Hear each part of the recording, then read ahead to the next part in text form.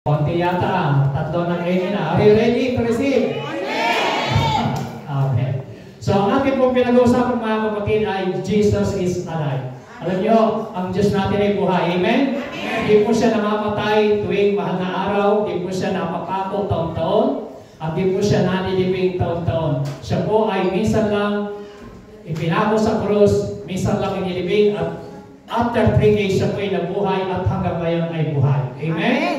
Kaya po, ang topic po natin last Sunday ay about why Jesus Christ died. Ngayon po, dinagdagan po natin, Jesus died to set us free.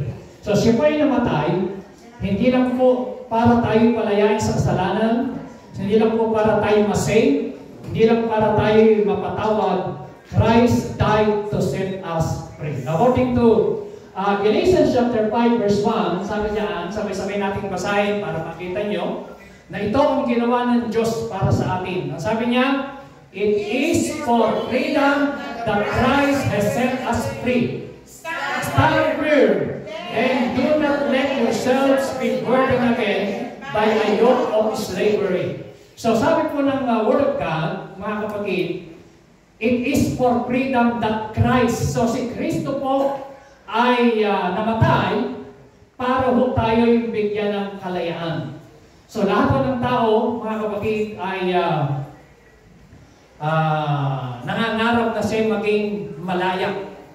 Kaya nga po sa Old Testament pa lamang, 2 to 3 million na mga Israelita, sila po ay alipin for 400 years sa Egypt. Wala silang dinidesire kundi magkaroon po sila ng freedom from slavery, going to promised land. Makarating sila sa pangako ng Diyos. 400 years silang alipin doon.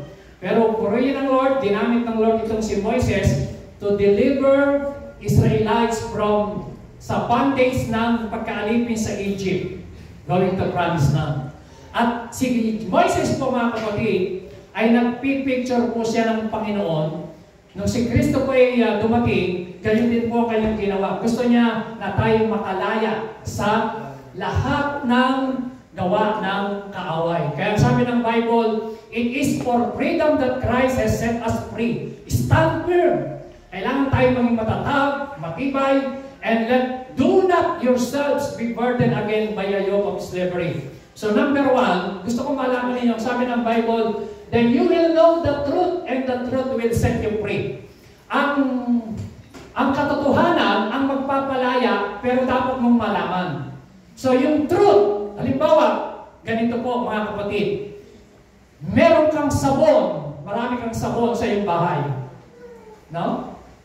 Tapos hindi ka naman naliligo, hindi ka rin lilinis.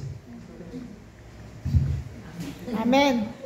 Kahit marami kang klase ng shampoo, marami kang klase ng sabon, na hindi ka naman naliligo, kailangan kuhanin mo yung sabon, i-apply mo sa buhay mo, maligo, para tayo maging malinis. So, ganun din po ang Word of God. The Word of God is truth. The Bible says, John 17 verse 17, sanctify them by the Word of God because the Word of God is truth. So the Word of God is truth, and Jesus is the way, the truth, and the life.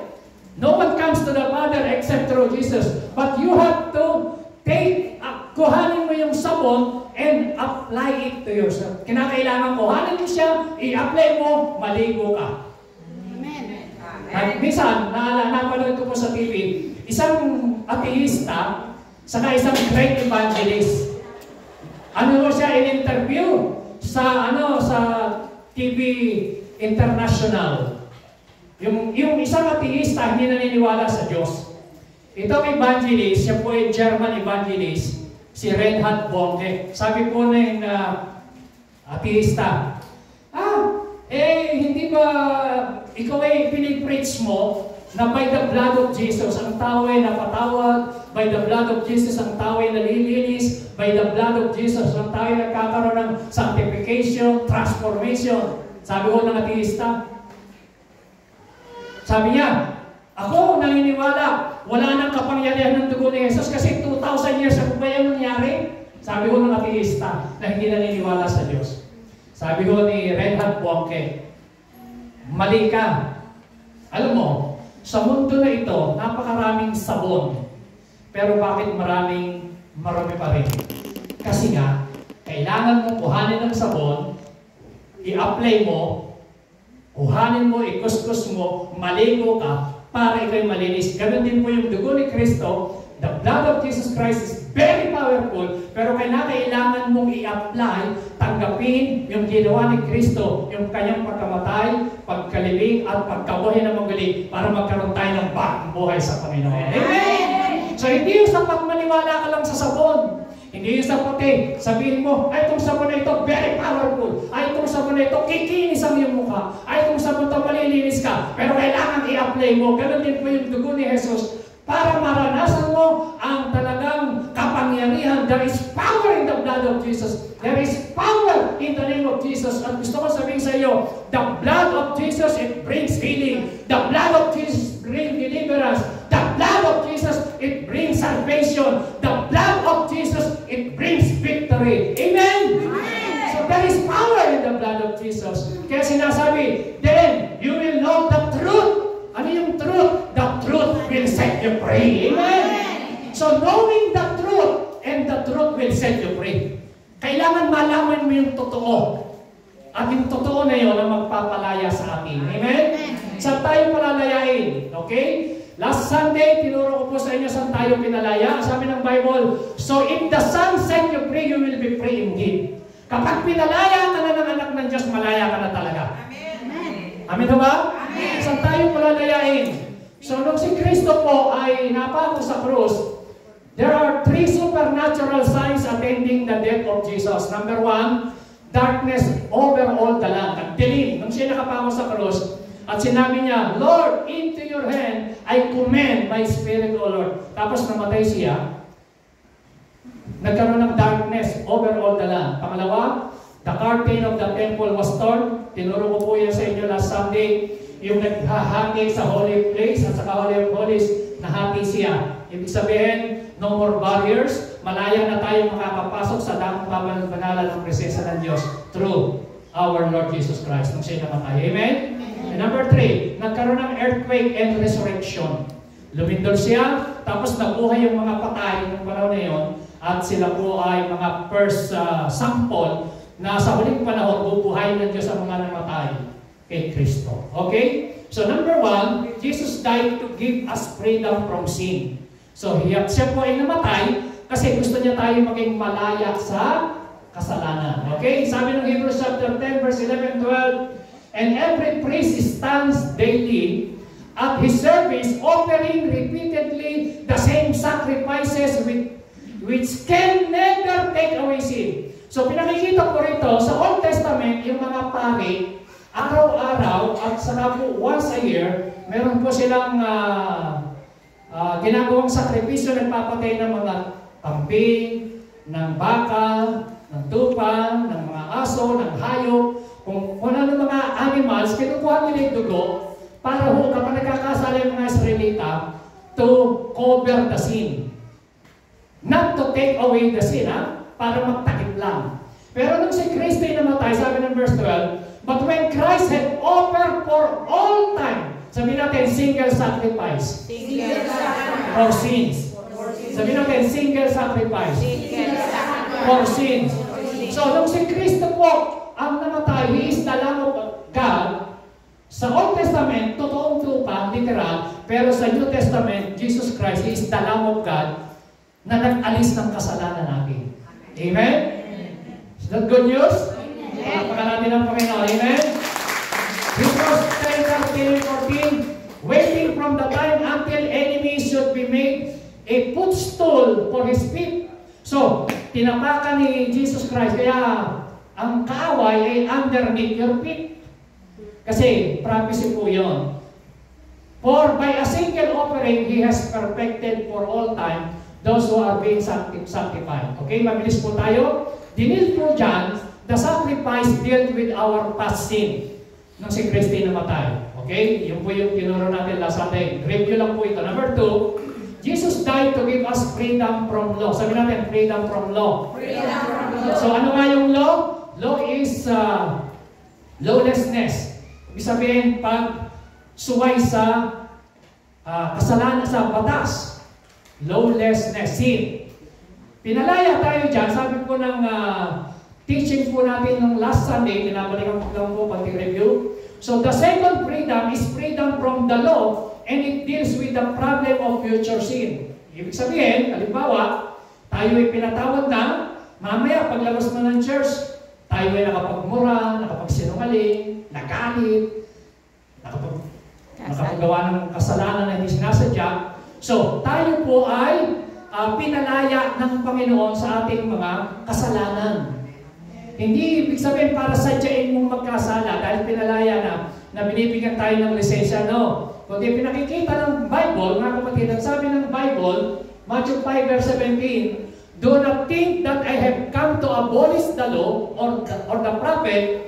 I have not come to abolish them but to fulfill them. Kasi si Kristo, nung naparito si Kristo, amen ba? Amen. Amen. Anong ginawa ni Kristo? Nung siya'y naparito, not to abolish the law, but to fulfill the law. Amen. Amen ba? Amen. So, kaya pinalaya na tayo sa batas. We are now under the grace, not under the law. Sabihin nyo, I am under the grace of God. I am under the grace of God. Amen. Hindi na po tayo under the law. Bakit to? Kasi pinalaya na po tayo ni Kristo. Okay, number 3, at ito po dito po tayo mag-aral. Number 3, na hindi natin na-discuss last Sunday. Freedom from fleshly passions. Amen? From lust of the eyes, lust of the flesh, and pride of life. Pinalaya po tayo. So, He give us this freedom by giving us the Holy Spirit. The work of the Holy Spirit is to transform us into the image of Jesus Christ. Kaya kung binigyan tayo ng Holy Spirit, tingnan niyo po, John 16 verse 7, ang sabi po ng Word of God, si Kristo po, kausap niya yung mga disciple. Anong sabi? Basahin niyo nga po. Nevertheless, I tell you the truth, which is to the Advantage that I go away. I do not go away. The Helper will not come to you. Tingnan niyo very clear. Kausap ni Jesus Christ, disciple, sabi niya, I tell you the truth. Itong totohanan. Are you listening? Amen. Sabi niya, I tell you the truth. It is to your advantage. Ano yung sabi ng advantage? It is to your benefits. Kapakinabangan. Mas makakabuti sa inyo, sabi ni Kristo, that I go away. Ang ibig sabihin ni Kristo, siya ay papako sa krus, mamamatay, at ililibing, mabubuhay after 3 days at uupo sa kanan ng Ama. Then, I will go away, the Helper. Ano yung Helper? The Holy Spirit, isisend niya. So kung hindi si Kristo namatay, napako sa krus, nabuhay, naupo sa kanan ng Ama, wala pong Holy Spirit na yun. Ngayon, advantage po natin, malaking pribilehiyo o blessing sa atin na si Kristo po ay umalis at ipinadala naman niya ang Helper. Sino po yung Helper? The Holy Spirit. Amen ba? Amen. So kaya God is Spirit. Kaya sabi ng Bible, we must worship God in Spirit because God is Spirit. Nakakita na ba kayo ng Diyos? Hindi natin nakikita ang Diyos, pero God is Spirit. Amen? Kaya pag tayo pupunta rito sa church, paano tayo nag-worship? We worship the Lord in spirit and in truth. Because God is Spirit. Amen. So, yung pinadala ng Panginoon, mga kapatid. Amen ba? Amen. Yung pinadala ng Diyos, sabi doon, that I go away, that if I do not go away, the Helper will not come to you. Sino yung Helper? The Holy Spirit. Anong gawa? Sabihin natin, Helper. Helper. Sabihin natin, the Holy Spirit. The Holy Spirit is my helper. is my helper. So, ang Holy Spirit, mga kapatid, ito po ang ating helper. So, pag sinabi pong helper, ano po ibig sabihin ng helper?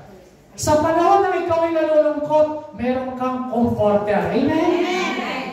Sa panahon ikaw ay problema sa financial, problema sa asawa, problema sa kapitbahay, problema sa trabaho, problema sa kasambahay, problema pagdating ng Judith. Alala ko po yung pamangkin ko, katay-text lang sa araw, sabi niya, Tito, dumating na si Judith. Oh, padala na. Alam niyo ba yung Judith? Judith na nang bayarin ng kuryente, Judith na nang bayarin ng tubig. So mga kapatid, makikita niyo po na pinakikita ng Holy Spirit, He is our helper. The Holy Spirit, He is our comforter. Kapag nalulungkot ka, ang nagko-comfort sa iyo, banal na Espiritu kapag nasa iyong Espiritu ng Diyos. Amen. The Holy Spirit is our strengthener. Pag nangihina ka, dahil sa problema, napapagod ka na, parang gusto mo nang sumuko, gusto mo nang tapusin ang buhay, hirap na hirap ka na, the Holy Spirit is our strengthener. Amen! Siya nagpapatatag, nagpapatibay ng ating kalooban para maharap natin ang mga trials at problema sa buhay. Amen? Kaya sabi ng Panginoon, it is your benefits, it is your advantage na kayo umalis ang ipanadala ko, Holy Spirit. Amen. He's our comforter, He's our strengthener, He's our helper and intercessor, and He is also our friend, ang Holy Spirit. Oh, kung iniwanan ka ng friend mo, meron kang kaibigan na hindi ka iwanan ng Holy Spirit. Amen! Yes. Ang ibig sabihin po ng helper dyan, Holy Spirit, lagi siyang naka-standby dyan sa iyo. The Holy Spirit is in you, with you, and upon you. Nandiyan niyo ba? The Holy Spirit is in you, nang tinanggap mo siya, with you, and upon you. Praise God, palakpakan natin po ang Holy Spirit. So, sabi ng Bible, basahin natin, everybody, lakas. Now the Lord is the Spirit, and where the Spirit of the Lord is, there is freedom. Woo! And we all, with unveiled face and beholding the glory of the Lord, are being transformed into the same image from the degree of glory to another, for this comes from the Lord who is the Spirit. Tingnan niyo po. Kung naintindihan niyo po verse na yan, sabi lang, now the Lord is the Spirit. Sabi natin, the Lord is the Spirit. The Lord is the Spirit. Sabi natin, the Lord is the Spirit. The Lord is the Spirit. So sino po ang Spirit? The Lord is the Spirit. Amen. Ang Spirito may Diyos. Amen. Ayun ba? Amen. So the Lord is the Spirit. Ang sabi, where the Spirit of the Lord is, there is freedom. Nasaan mo ba Espiritu ng Diyos ngayon? Sino ang makakapagsabi na tinanggap niya sa puso niya Espiritu ng Diyos? Amen! Yung iba, gusto natin tanggapin. Tinanggap po ba natin ang Espiritu ng Diyos? Amen! Amen ba? Amen! So, sabi ng Bible, where the Spirit of the Lord is, there is freedom. Ang ibig sabihin na ganito, kung tinanggap mo talaga ang Espiritu ng Diyos sa iyong puso, dahil ang sabi ng Bible, don't you know that your body is the temple of the Holy Spirit? Therefore, glorify God with your body. Honor God with your body. Because you are bought with a price. Binili ka ng dugo ni Kristo. So the Holy Spirit is in you. Therefore, you have freedom. Amen. Woo! Sabi natin, I am free. I am free. By the Spirit of poverty. Sabi natin, I am free. I am free. Parang hindi kayo malaya eh. I am free. Ano sabi ng Bible? Where the Spirit of the Lord is, there is freedom. May freedom ka. Isabihin, wala ka na sa pagkaalipin ni Satanas. Hallelujah. Pinalaya na tayo from the spirit of vices. Pinalaya na tayo sa tawid. Hallelujah. Pinalaya na tayo sa songgalan. Pinalaya na tayo sa marites spirit. Hallelujah. Sino ang pinalaya sa marites spirit? Ha? From where the Spirit of God is, there is freedom. Sabi natin, I am free. I am free. From the Spirit. From the Spirit. Of Jesus. Spirit. Woo! Sabi ng Bible, kung saan meron, alam niyo po ba yung salitang transformation? Ang sabi nun, and we all, with unveiled face, beholding the glory of God, are being transformed. Sabi niyo, transform. Sa Greek word po yan, metamorphosis. Ang metamorphosis po, kung nakakita po kayo ng butterfly, nagsisimula sa tadpole, tapos yung kokon, tapos makikita niyo po, magiging butterfly, hindi ka agad merong pakpak. Amen? Amen.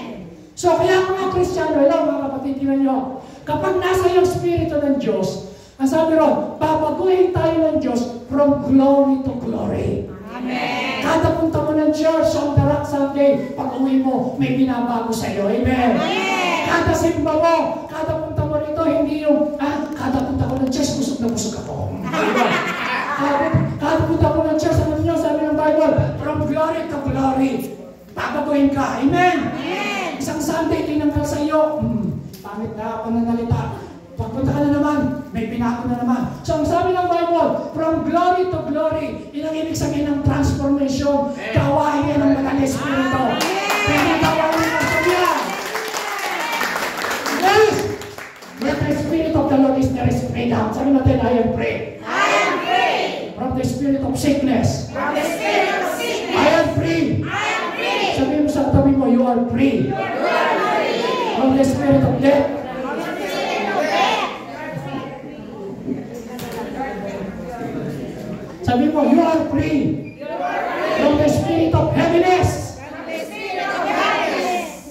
Pinalaya na tayo sa mukhang si Bamon. Amen? Amen. Gusto nila sabi ng Bible, happy is he whose God is the Lord. Masaya ang mga Kristiyano. Hindi lang, alam niyo yung salitang bless? Ibig sabihin, happy, fortunate. Blessed is he whose God is the Lord. Pag naintindihan mo na ang Diyos mo ay Diyos, hallelujah, masaya ka. Amen. Ang pasihan ng iyong kagalakan, hindi dahil maganda yung trabaho, hindi dahil may pera ka sa bangko, hindi makapalamalit mo, lahat yan nawawala. Ang pasihan ng iyong kagalakan, yung hindi nagbabago, yung hindi nawawala, ang Banal na Espiritu sa puso mo. Amen. Tingnan mo sa Tileti, looking young, pero tibon niya ngayon. Ilan taon po kayo? 27. 27. 27. 70. 2. 72 na po yan. Palakpan natin ako. Hello. Praise God. Praise God. Amen? Parang kinakapos yung okay ba? Okay, tuloy po tayo. So sabi po ng Holy Spirit, so I say, let the Holy Spirit guide your lives. Kinakailangan ang Banal na Espiritu gawin natin gabay sa ating buhay. Sabi ng verse 18, when you are directed by the Spirit, you are not under the obligation of the law of Moses. Amen? Kapag ikaw daw ginagabayan ng Banal na Espiritu, hindi ka na under the obligation of the law of Moses. Ano yung law of Moses? Batas, 10 commandments. Malaya ka.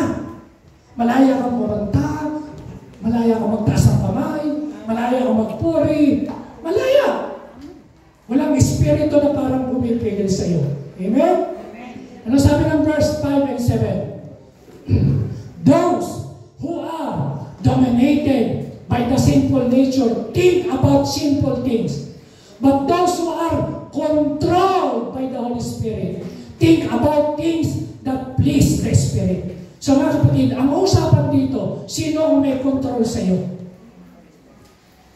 Alam niyo, maraming Kristiyano, kontrolado sila ng kanilang emosyon. Kontrolado sila ng kanilang damdamin. Pag nagalit, talagang galit.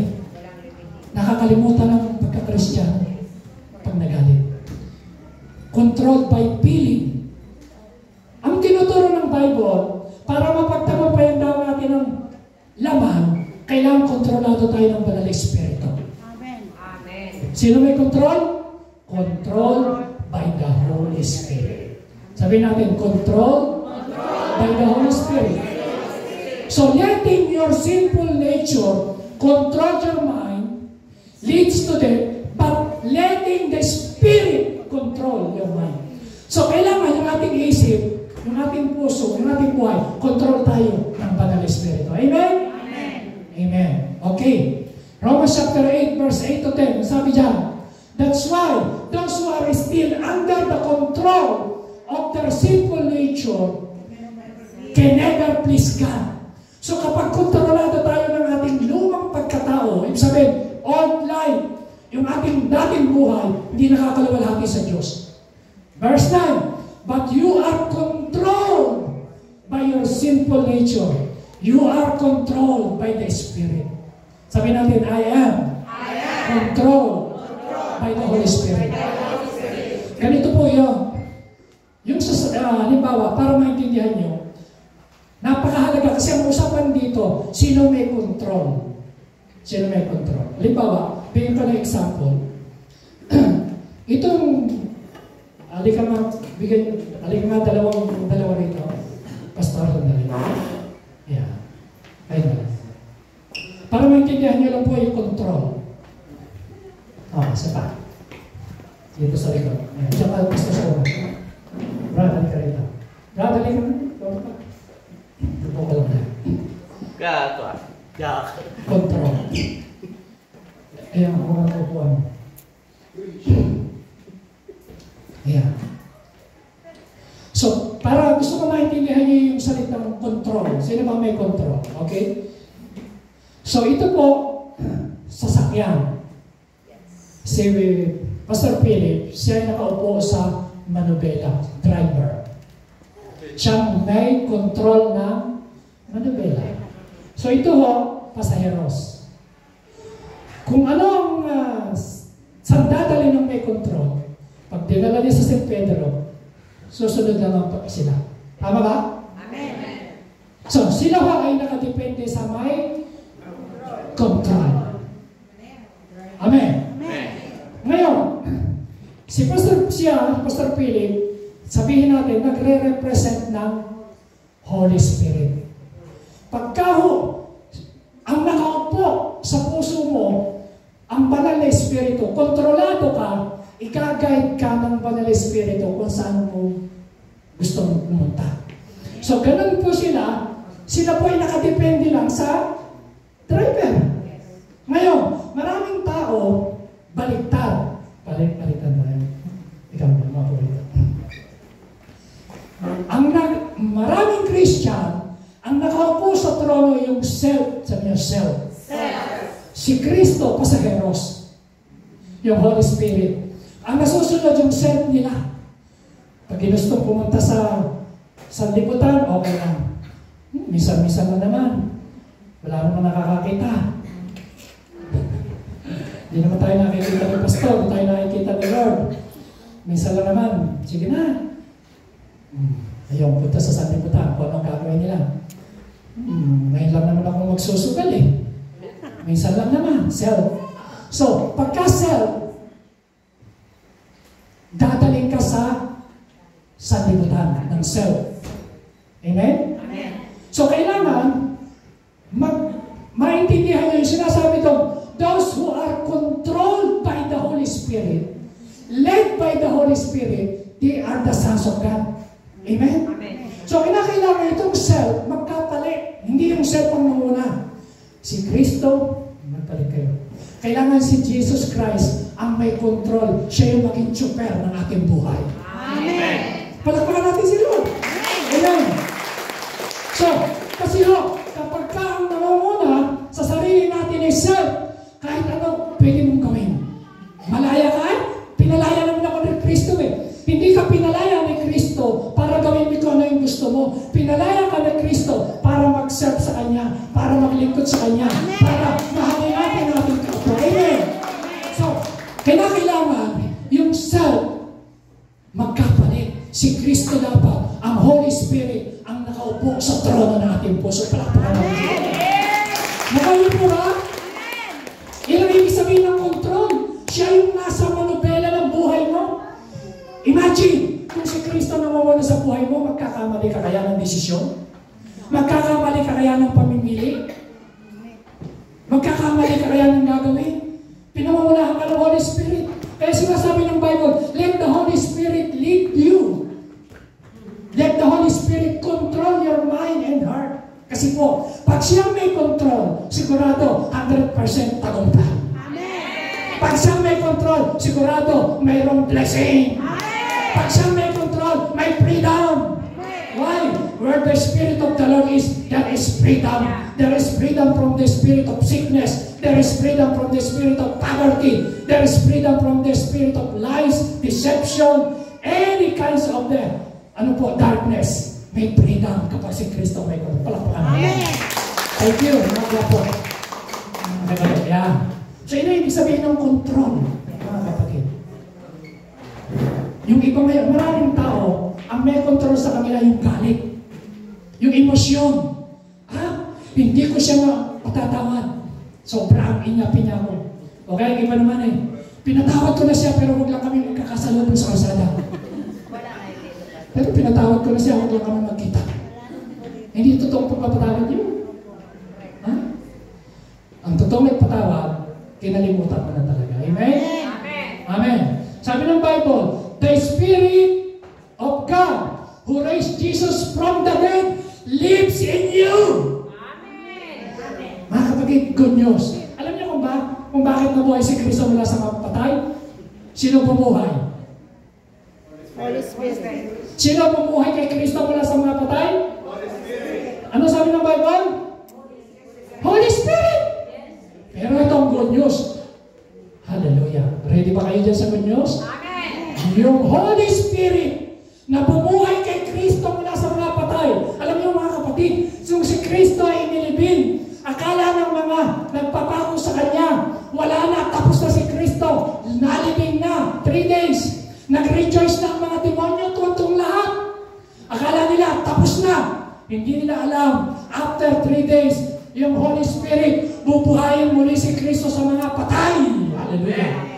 Pero ang good news, yung bumuhay kay Kristo mula sa mga patay, ang sabi ng Bible, the Spirit of God who raised Jesus from the dead lives in me, lives in you, lives. Hallelujah.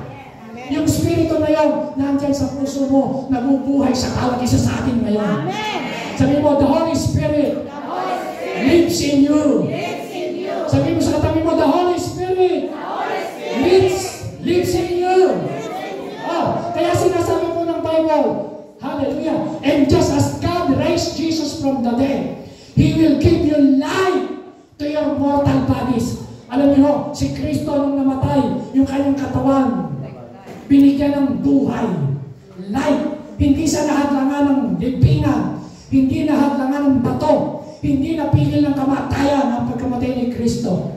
Binuhay siya ng Espiritu ng Diyos. Amen? Amen. At kayo din po tayo mga kapatid. Alam niyo ho, tayo po ay muling bubuhayin at ngayon ho, binigyan tayo ng bagong buhay. New life in Christ. Sabi niyo, new life in Christ. New life in Christ. Through the Holy Spirit. Amen? Magtatapos na po ako. 3 purpose kung bakit tayo dapat, kung bakit sa natin gamitin ang freedom na ibinigay sa atin ng Lord. Number 1, to worship God. Sabi natin, to worship God. Freedom to worship God. Alam niyo, kaya tayo pinalaya, gusto ng Lord tayo mag-worship sa Kanya. Tingnan niyo po. Okay. Freedom, anong number 1? To worship God. Alam niyo bakit ba gusto ng Lord na tayo maging malaya? To worship God. Pakita kayo po sa Bible. Basahin niyo po. There, the Lord said to Moses, go to Pharaoh and say to him, this is what the Lord, the God of the Hebrews says, let my people go so that they may worship me. Mga kapatid, dito po kayo sa akin tumingin. At sabi ng Diyos kay Moises, kausapin mo si Paraon, 2 to 3 million Israelita. 400 years, nasa alipin. Alipin sila sa Egypt. 400 years. Sabihin mo sa kanya, palayain mo ang aking mga tupa. Ano ang purpose? So that they may worship me. Alam niyo mga kapatid, number one reason, gusto ni Lord na i-worship natin siya, kaya tayo pinalaya ng Panginoon. Amen. Hallelujah! To worship the Lord. Ano pa? Moses and Aaron went to the king of Egypt and told him, the Lord God says, let my people go into the desert so they can honor me with a celebration. Mga kapatid, pinalaya tayo ni Kristo not only to save us from sin. Pinalaya tayo ni Kristo, si Kristo pa ay namatay not only to give us freedom from law, from the spirit of law and death. Si Kristo po ay namatay para binigyan niya tayo ng kalayaan to worship ka. Pangalawa, to honor the Lord and to celebrate. Kaya alam niyo po, pag pumupunta po kayo ng Sunday, ang tawag natin to, Sunday Worship Celebration. Pumupunta tayo rito, isineselebrate natin palagi na si Kristo ay buhay sa church. Amen. Sabi natin, Jesus is alive. Jesus is alive. Sabi natin, Jesus is alive. Jesus is alive. Sabi natin, my Jesus is alive. My Jesus is Si alive. Kristo po ay buhay, mga kapatid, sa church. Amen? Buhay siya ngayon, nanatiling buhay, and He is alive and alive now and forevermore. Hindi po siya namamatay tuwing mahal na araw. Hindi po siya napapako tuwing mahal na araw. Hindi po siya nanilibing. So, number one, kaya tayo pinalaya to worship God, to honor God, to celebrate. I-celebrate natin yung resurrection, yung pagkabuhay ni Kristo. Amen? Yan po ang reason. Kaya gusto ng Lord na makalaya sa pagkaalipin ng mga Israelita. Sabi niya, verse 13, let my people go so that they may worship me. Inulit na naman, verse 13. Number 2, na reason kung bakit kailangan natin sa gagamitin ng freedom to serve one another in love para humahalin natin ang ating kapwa. Amen? Amen ba? Amen. Yes. Tinan mo sabi po ng Bible. You, sabay-sabay natin basahin. You, my brothers, will call to be free. Bakit tayo gusto tinawag na maging malaya? Anong reason? Tingnan niyo po ha? Bakit? Tayo binigyan ng Lord ng kalayaan. Lumaya sa kasalanan, lumaya sa bisyo, lumaya sa batas, lumaya sa gawa ng kaaway. Anong reason? But do not use your freedom to indulge the sinful nature. Rather, serve one another in love. Amen. Amen ba? Amen. So, sa madaling salita, sabi dito ni Paul, use your freedom to serve one another in love. Yung una, use your freedom to serve God, to worship God. Ngayon, use your freedom to serve one another. Kaya mga kapatid, nagpupunta tayo sa lugar na ito. Ako po, nagsushare ako sa inyo ng Word of God. I want to serve you. Amen. I want to serve you. Amen. Si Jesus Christ, naparito sa mundo, not to be served, but to serve. So we are called to serve one another, but to serve with love, in love. Naglilingkod tayo, mahalin natin ang ating kapwa dahil minahal tayo ng Panginoon. Amen. Siya mo na nagmahal sa atin. Sabihin mo sa katabi mo, I love you with the love of the Lord. Amen. Mga kapatid, ang pagmamahal ng Diyos hindi conditional. Hindi yung, sister, brother, mamahalin kita habang makipinauutang mo, pero pag hindi na, hindi ka naman. O, sasabihin mo iba, conditional, I love you, pagmahal mo rin ako. No, that is conditional. Ang Panginoon, minahal niya tayo without any condition. Sabi ng Bible, but God demonstrate His love toward us while we were still yet sinner. Minahal tayo ng Diyos, makasalanan pa. So kaya mga kapatid, sa church na ito, lahat tayo, let us serve one another in love. Let us serve one another in love. Ano sabi ng Bible? Use your freedom. Pinalaya na ako ni Kristo. Magseserve ako sa iyo, susunduin kita. Amen? Amen. Magseserve ako sa iyo. Pinalaya na ako ni Kristo sa spirit of selfishness. Yung aking mga kotse, yung aking mga ari-arian, kailan yan? Kaya susundin kita, isasakay kita sa kotse ko para makapunta ka sa church. Amen. Amen. Pinalaya na tayo ng Panginoon. Use your freedom to serve one another in love. Bakit? Verse 14. The entire law, yung buong 10 commandments. Are you listening? Amen. Are you listening? Amen. This is powerful. The entire law is summed up in single command. Huwag nyo nang isipin yung napakaraming utos. Isa lang. Sabihin natin, single command. Single command. Ano yung single na yun? Love your neighbor as yourself. Amen. Amen. Sabihin mo nga sa katabi mo, I love you. I love you. Bakit sino ka man? Alam niyo ba, mga kapatid dito sa church na ito, lahat welcome, lahat mahal natin. Amen? Amen. Amen ba? Amen. Hindi ho, sinasabi natin dito na, pumunta ka rin sa church ng darang na yun, huwag ka pupunta rin kasi makasalanan ka, no? Mas makasalanan ka, mas marami kang bisyo, mas marami kang madidilim na nakaraan. You are welcome sa church na ito. Amen. Bakit? Yan ang pagmamahal ng Panginoon. Si Kristo na parito, hindi para sa mga malulusog, na parito siya para sa mga may sakit. Amen. Ang nangangailangan ng doktor, yung may sakit. Amen? Bakit ka pumupunta sa doktor? Bakit ka pumupunta ng Costa del Sol? Pag may sakit ka, nagpapacheck up ka. Ang nangangailangan ng Panginoong Yesus, ang nangangailangan ng Banal na Espiritu ay ang mga tao na may sakit. Amen? May sakit spiritually, may sakit physically, may sakit emotionally.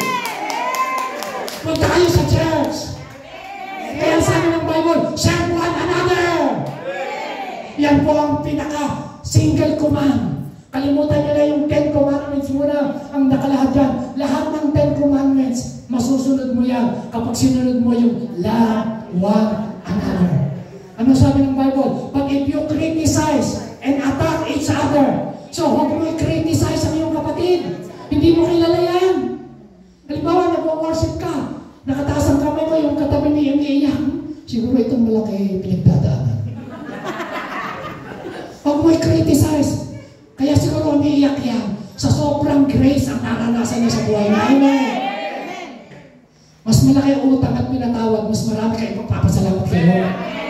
Mas marami kang kasalanan na nakaraan. Mas marami kang pagpapasalamat sa biyaya ni Lord.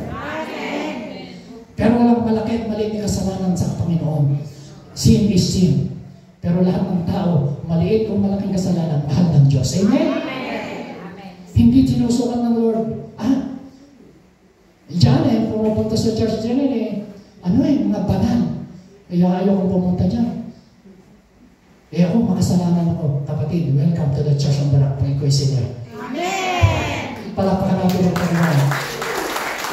Do not criticize. Do not criticize. Do not criticize. Kasi ang daming Kristiyano, ganito po.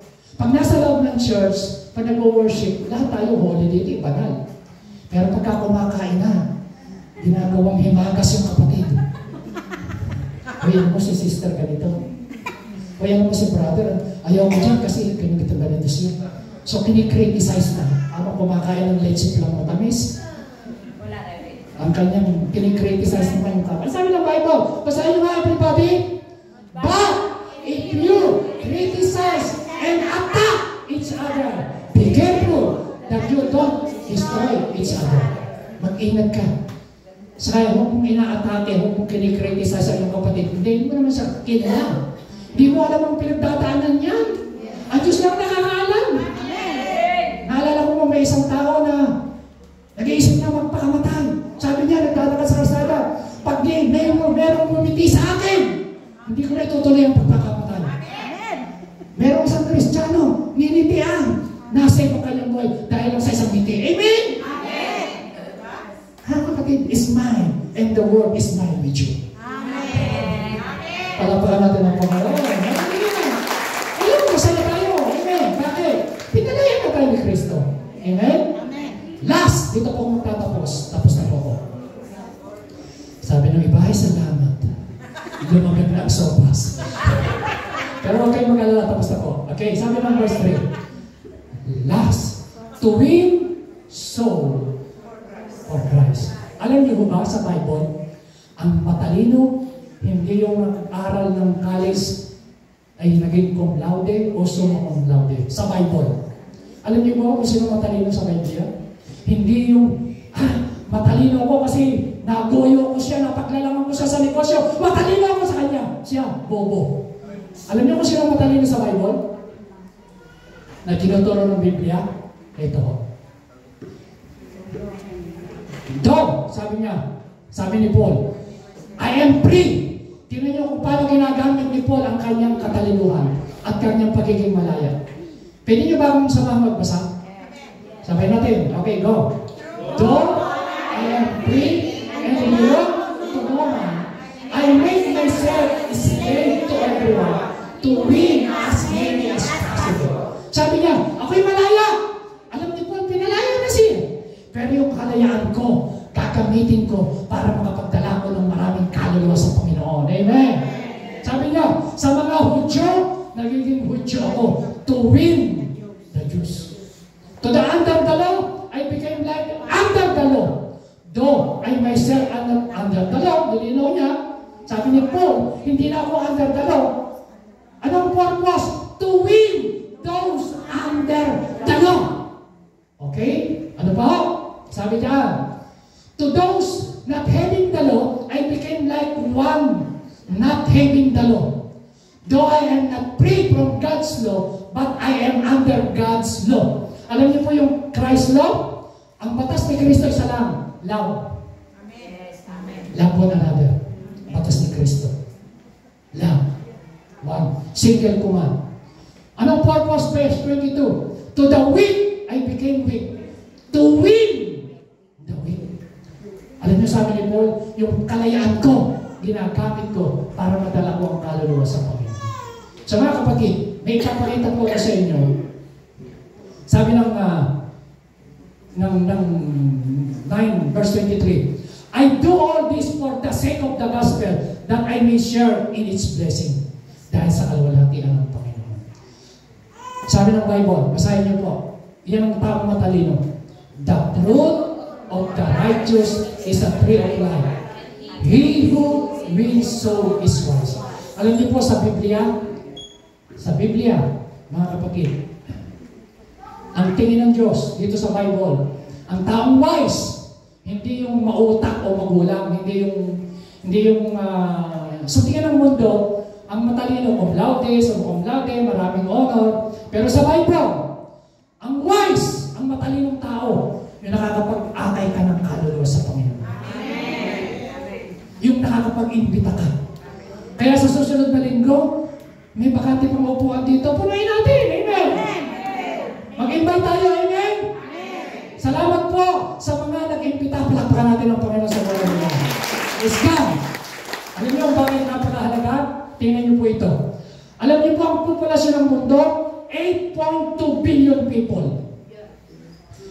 Pakilagay mo po yung World Population Clock. Eksakto, sinasabi nito kung ilan ang namamatay araw-araw, kung ilan ang pinanganganak araw-araw. Makikita niyo po yan. Ayan po. Live po yan, ha? Live.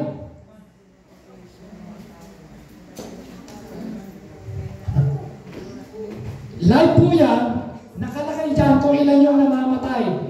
Sabi ron, birth today, 228,821 yan. Today. Death today.